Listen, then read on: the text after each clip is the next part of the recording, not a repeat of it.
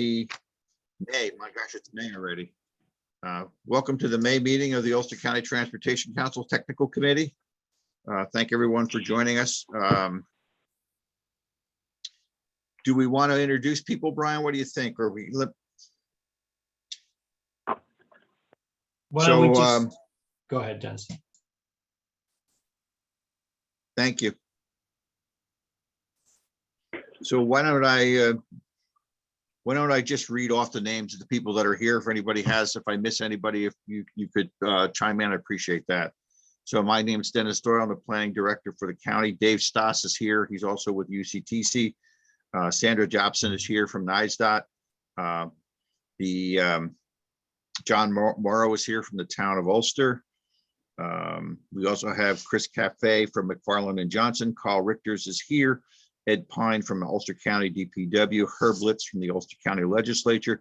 John Schulteis from the City of Kingston. Peter Cristiano, I'm sorry, from Barton La Judas. That's who I have right now. I have the phone number at 845-594-1651 if you could identify yourself.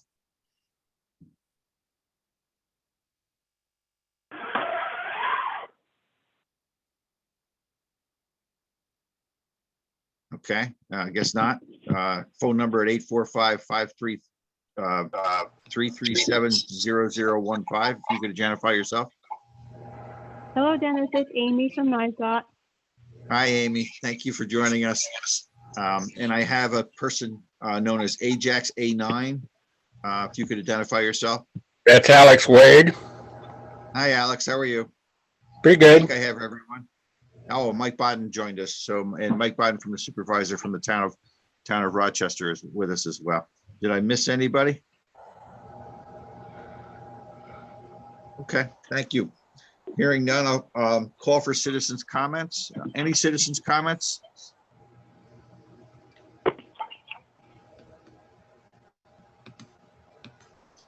Thank you. Hearing none. Approval of the January Dennis. 5th, 2022 Technical Committee meeting summary. Do I have a motion for discussion purposes? I'll make that motion. If you could identify Morrow. yourself. Thank you, Mr. Morrow. Appreciate it. Do I have a second?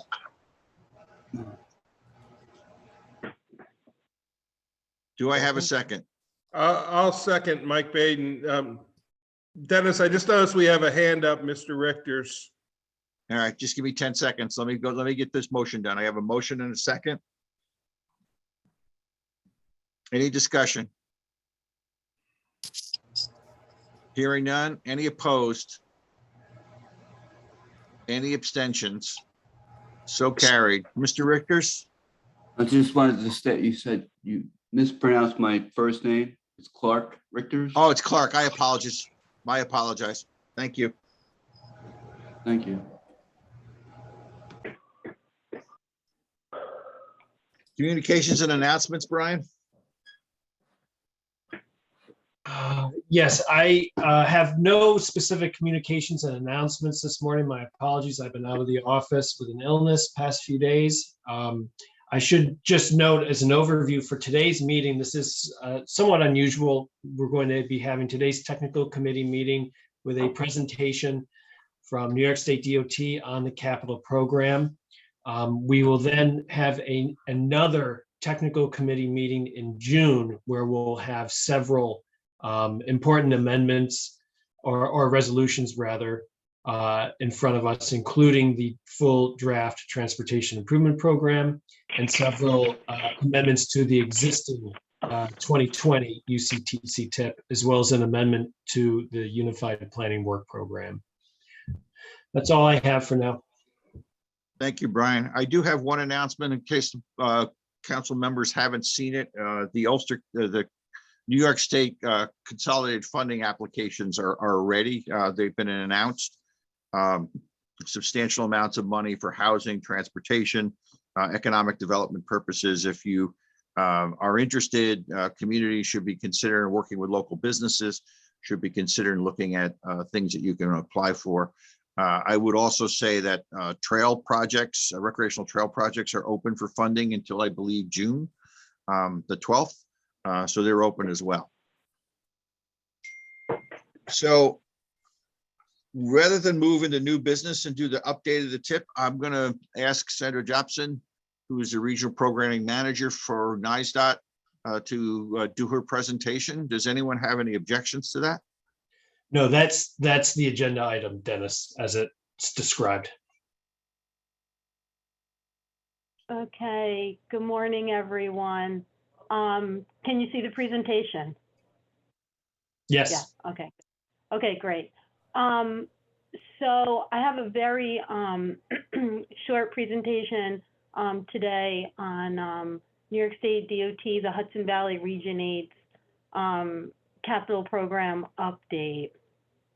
And this slide basically shows you that here at the Department of Transportation, the way that we manage our program and the expenditure of the funds and planning the funds is that our capital program is broken up into 4 parts. We refer to them as our 4 asset areas, asset teams.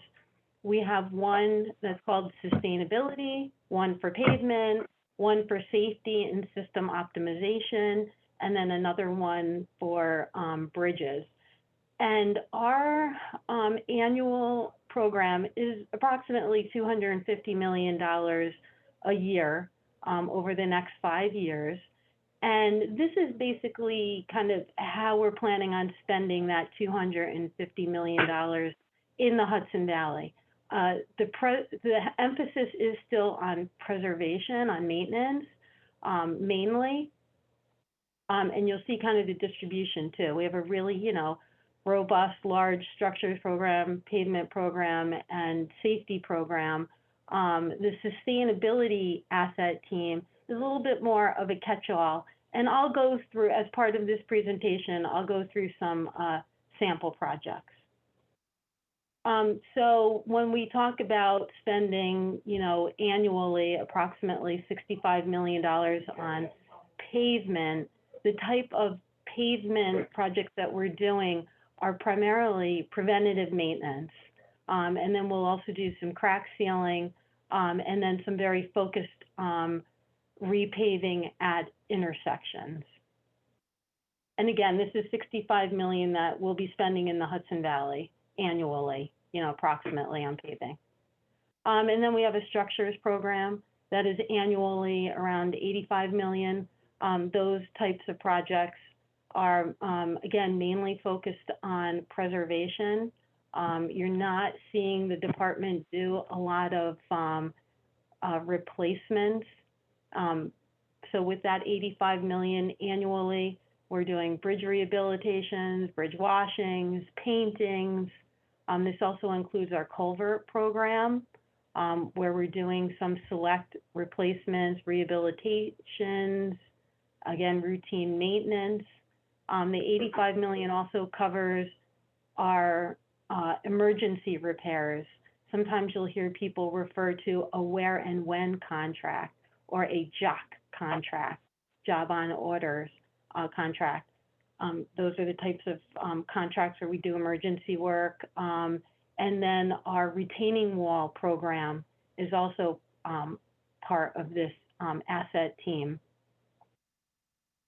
Then we have our safety and system optimization asset team. We're funding that program area at about $90 million annually. And that covers our accident investigations program. We have some commuter bus services and ferry services. Those are annual programs. Guide rail replacement, help truck services on a few of our interstates in the Hudson Valley. And then, your sign replacements, pavement markings, signal improvement projects, and then also our Transportation Management Center out of Westchester is funded through this $90 million approximately, annually. Okay, and then our 4th asset team, which we refer to as our sustainability. It's almost kind of a catch-all, but you'll see that here's some typical project types, doing some just roadside catch basin maintenance, graffiti removal, our mowing, roadside vegetation, maintaining our numerous stormwater management practices and facilities, maintaining our wetland mitigation sites. At the conclusion of a lot of our construction projects, we need to maintain these sites for at least 5 years. And again, our just roadside improvements from a landscaping perspective and our ADA program. Just at this point, I would say any questions on these four Yes. large groups that I've explained? Okay. And I have then- one, Sandra, it's Dennis. I have one question. Are the 250 million on an annual basis? How has that changed from the last time? I mean, what additional funds do you have available with respect to the Infrastructure and Jobs Act? No, we didn't see, just because of the timing of that, we didn't see that distinction made in our planning targets. I think, though, that over the next few months, our Albany office is going to issue more guidance on that. But we saw just an incremental increase in our planning target from our program. So on this particular slide, you'll see, we thought you'd be interested to see, we continue to be in this kind of preservation first mode of programming our funding.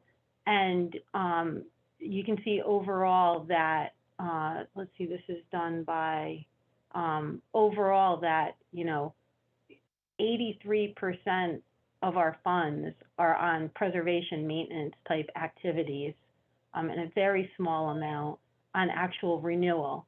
Renewal for pavement would be like a major reconstruction of the pavement rather than just resurfacing it. And for structures, replacing a bridge would be considered a renewal. And you'll notice we're doing very little of that. So I thought this slide might be of interest. And then this is my final slide.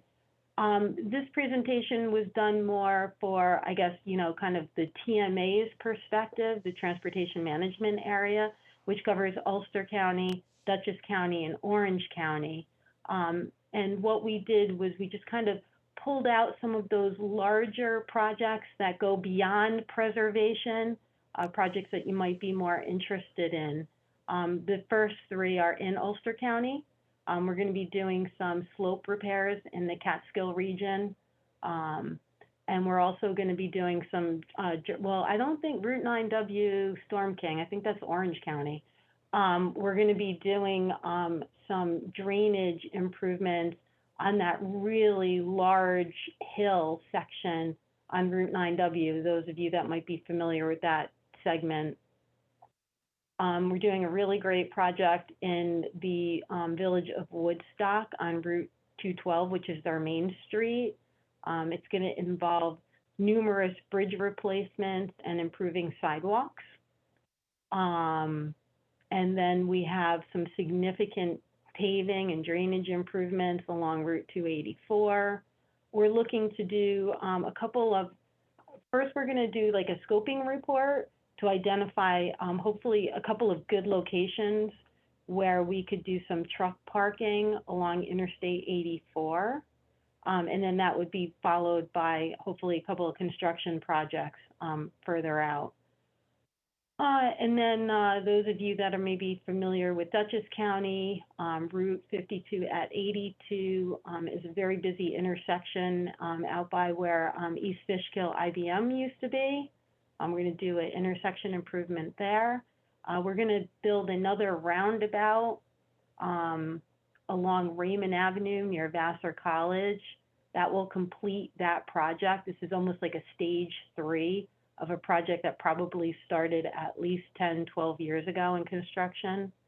And then we also have a significant bridge replacement out in Orange County. So those are some of our project highlights in the TMA area. And that, I believe, is it for the presentation. So I could take any questions. So Sandra, of the projects that you showed us, are they within the tip cycle? Or are they all going to be within the next 5 years, or are they out further than that? Yes, no, they're all in the 5 years for construction. Okay. All right. Does any members of the council have any questions for Sandra?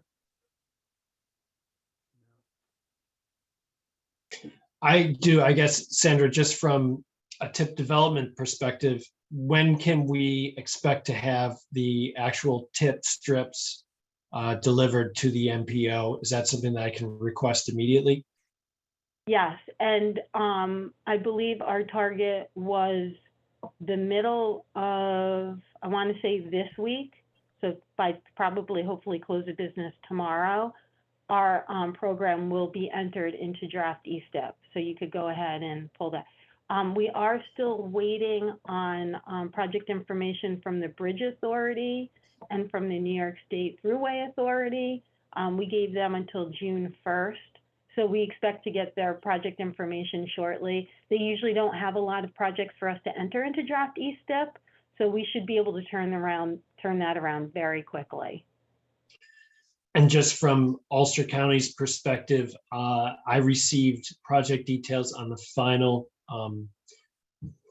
project for the Highway and Bridge program that I will submit to Nicole Farmer today. So the Highway and Bridge program in draft is ready to be entered in draft form. And then I'm just awaiting the plan of projects and more details on the plan of projects from Ulster County Area Transit. And as soon as I have that information, I'll deliver that as well.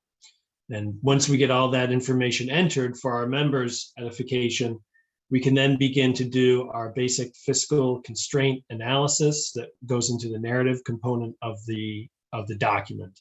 And then that draft document can then be made available.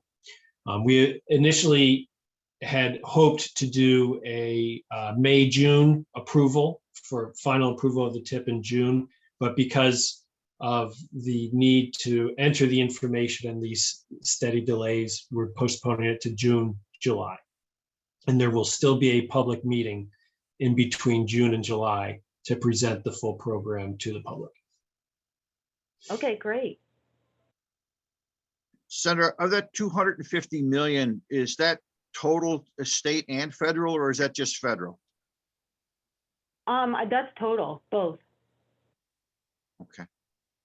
And let me ask you the next question, and that is, if there aren't any allocations in there from the Infrastructure Investment and Jobs Act, are you being asked to provide sort of project proposals, or do you expect allocations on some basis? I think what we're expecting is that some of our state dedicated funding would be switched to federal aid. So we don't expect, we don't expect our program to change, just maybe the type of funding. Okay. It's disappointing, I think, that to see Washington talk about this huge investment in infrastructure and find out in the region that the monies available to the region are essentially the same monies that were available 2 years ago. Yeah, I think what's happening is that there's still decisions being made, and I also think at the federal level that a lot of the additional funding that we're hearing about is going to be discretionary at the federal level. Okay.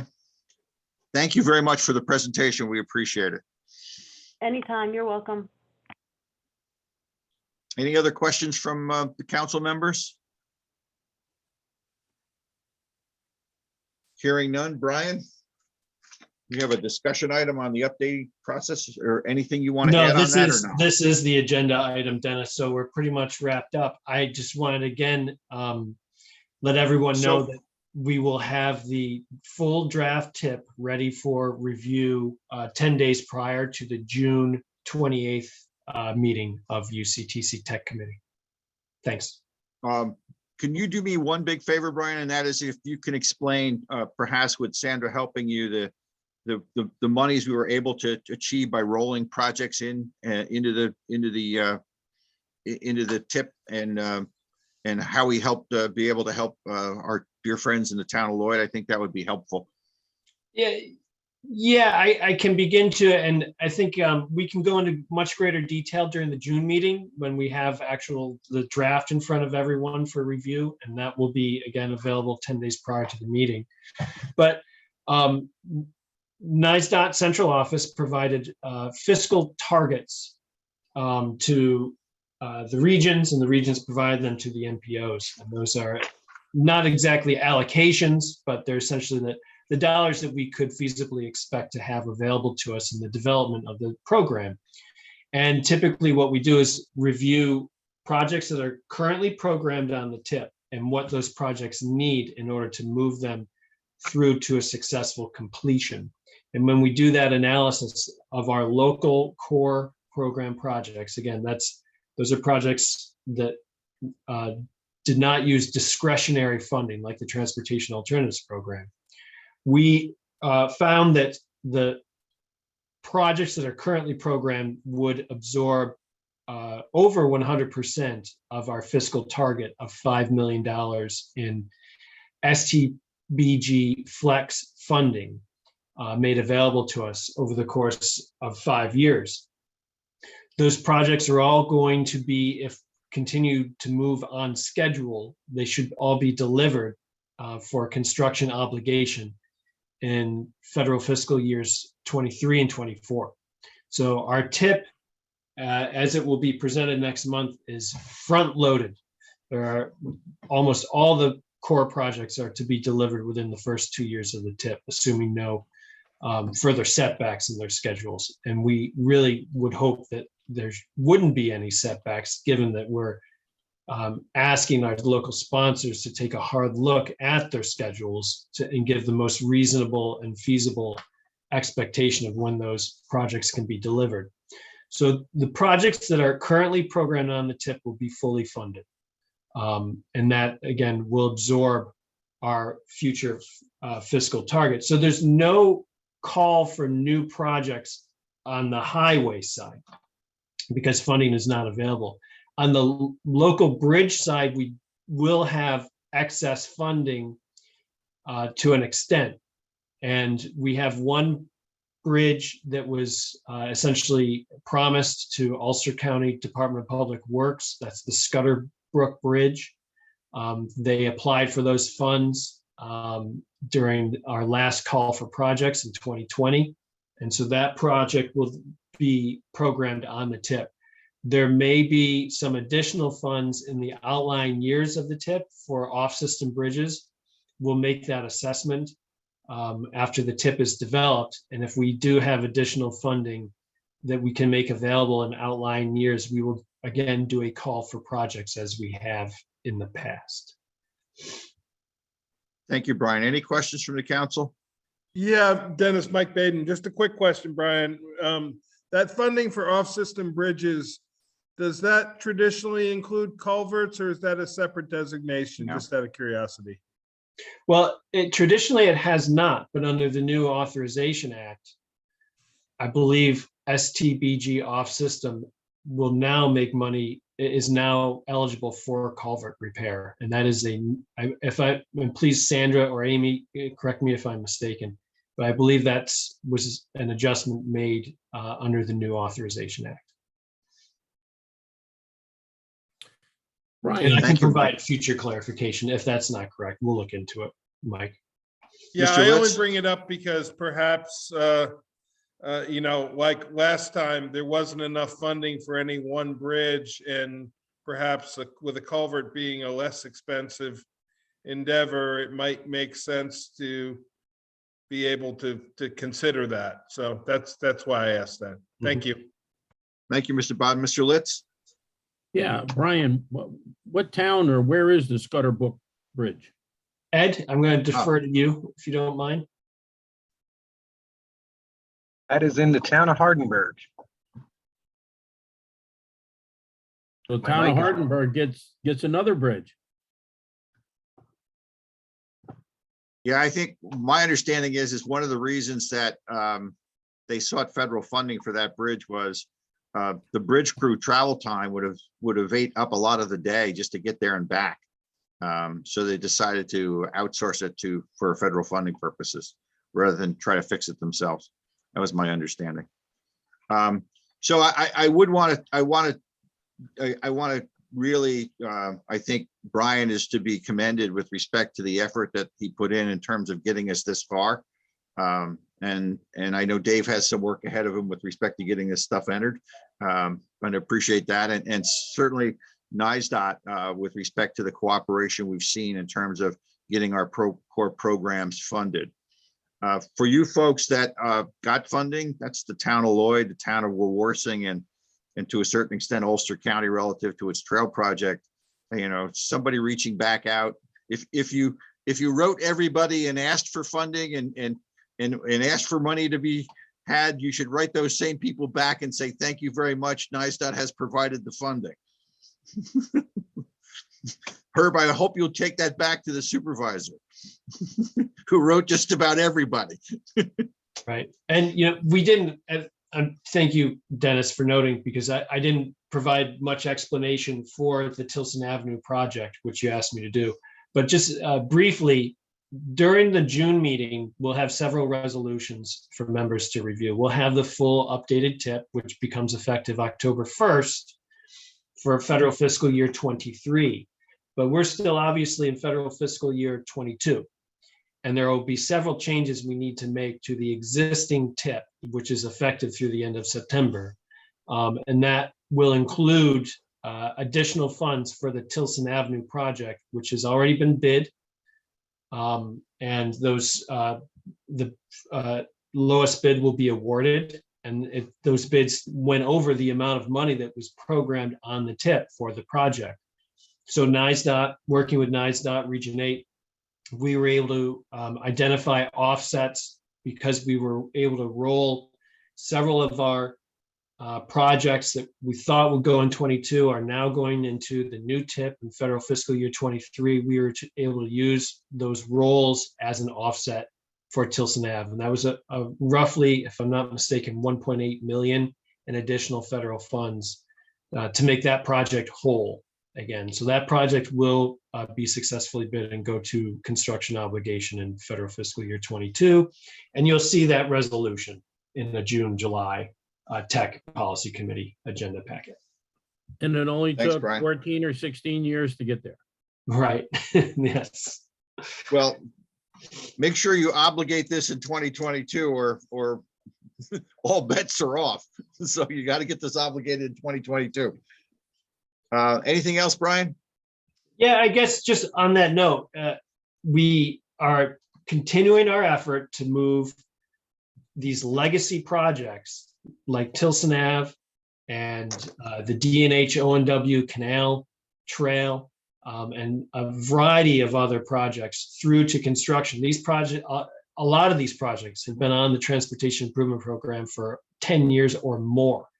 So that's where the effort has been in this past several tip update periods.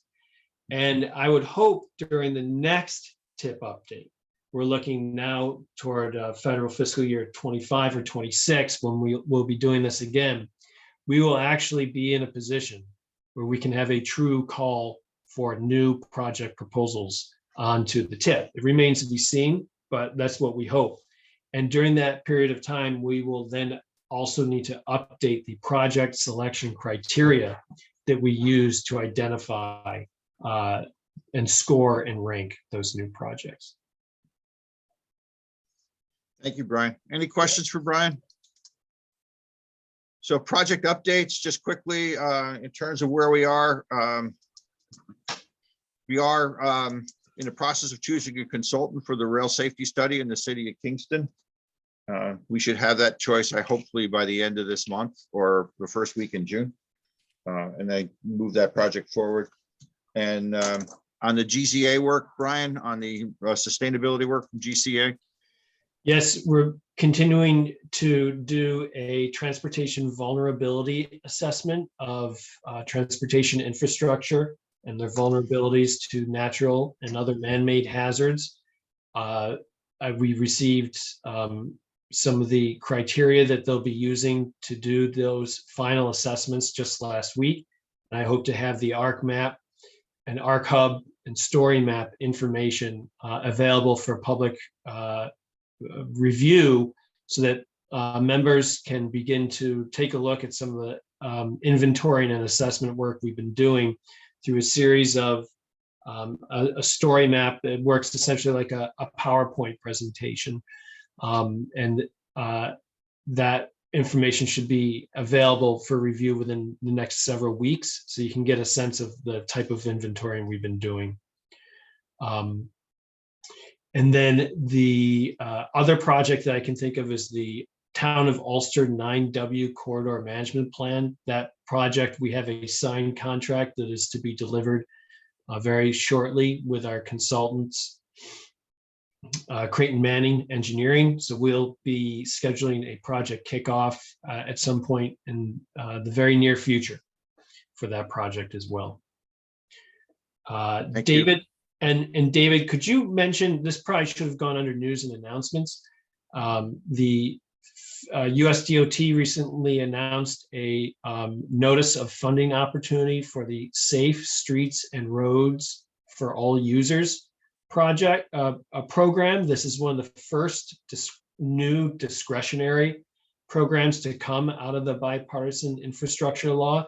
So that's been rolled out, and Dave, you've been the point person for that project or program rather. Could you discuss that for a moment? Yeah, I went on a webinar before they did the NOFO and was looking into it. We're looking to take our road safety plan work that we had completed and make sure that it meets the requirements of the funding. Basically, the funding allows for implementation funding for safety improvements and also for planning efforts at an 80-20 federal local split.